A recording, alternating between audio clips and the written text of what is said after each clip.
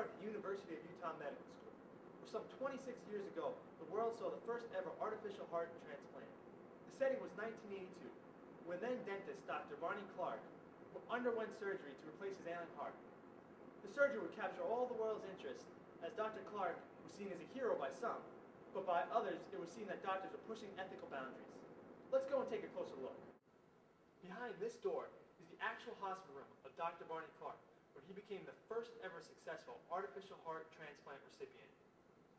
We have been able to obtain actual archive footage of Dr. Clark in surgery, family member accounts, and the societal backlash that surrounded this controversial procedure. Without further ado, the Dr. Barney Clark case. Dr. Clark was so ravaged by heart disease. In the fall of 1982, he decided to donate his life for the cause of artificial heart technology. In early December, doctors implanted a device called the Yarvik 7 to replace his ailing heart.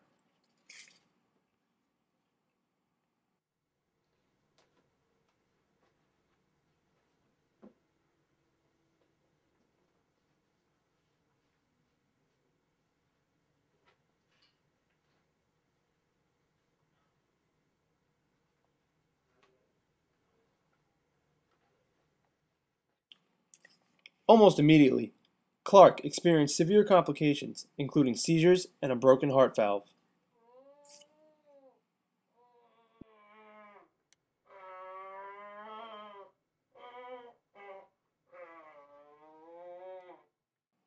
In March of 1983, Dr. Clark was able to comment publicly on his situation.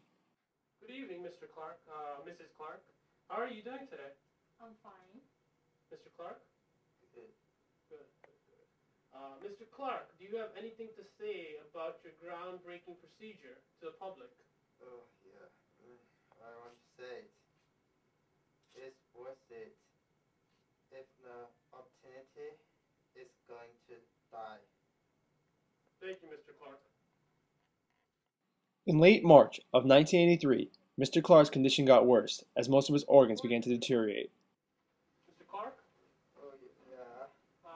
I'm sorry to inform you, but your kidneys are failing, sir. Oh. Your lungs are failing. Oh. Also, your pancreas is failing. Oh, no. In fact, pretty much everything's failing. But I do have good news. I just saved a lot of money by switching my car insurance to Geico. Oh, what? Your artificial heart is still working properly. So there is some good news. Oh. Sorry, Mr. Clark. Oh. Mr. Clark finally passed away on March 23, 1983, after many complications.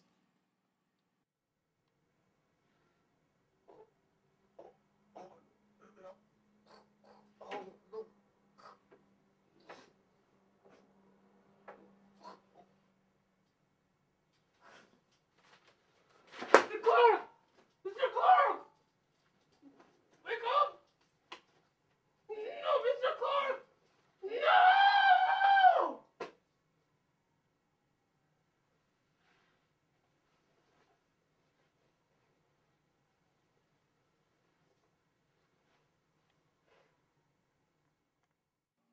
Mrs. Clark finds out about her husband's passing. Good afternoon, Mrs. Clark. I regret to inform you that Mr. Clark has passed away.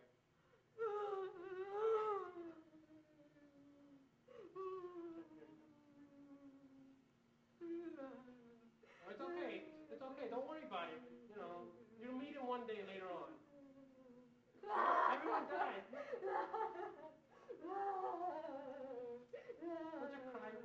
It's okay. It's all right. It's all right. I'm here. I'm here for you.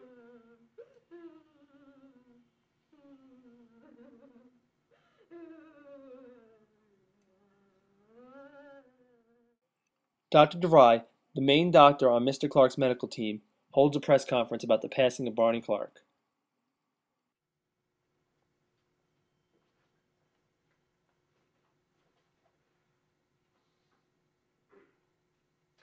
Good morning, everyone. I have prepared a written statement regarding Dr. Clark's death. The medical team and I declared Dr. Clark dead after all his organs had failed, and when his blood pressure reached a point where it was not able to sustain life in any form that we knew of. We didn't perform brainwave tests on him either to see if he was brain dead, because I think brain death is the lack of any neurological functioning signs, and that is constitutionally appropriate in this state. Even though the artificial heart can pump blood into a dead body, it is the correlation of all the organs working together that make a living being. It is not merely one heart keeping everything alive. In Dr. Clark's case, it was a whole organism's response that failed together. Are there any questions? No? Thank you. Dr. Joyce, the assistant of Dr. DeVry, who had also been participating in Mr. Clark's treatment, also spoke to the media.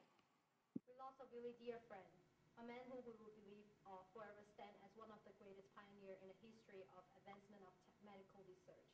Mr. Clark will have been satisfied knowing that he went through the implant operations regardless of whether he ever went home or did the things he liked.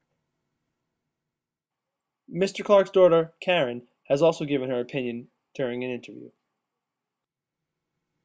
Ms. Clark, how do you feel about your father's decision to get an artificial heart, the first in human history? Well, my father did what he wanted to do, and he accomplished his goals to further the medical research on artificial heart. What do you say to those people that criticize your father? In years to come, people will be walking around with plastic heart, and people objecting to the experiments are actually narrow-minded, and if the experiment works for that and for all of us, who are they to judge? Thank you. Many people were troubled by the fact that Clark underwent inhumane treatments and could never leave the hospital. You have no right to do this to a human being!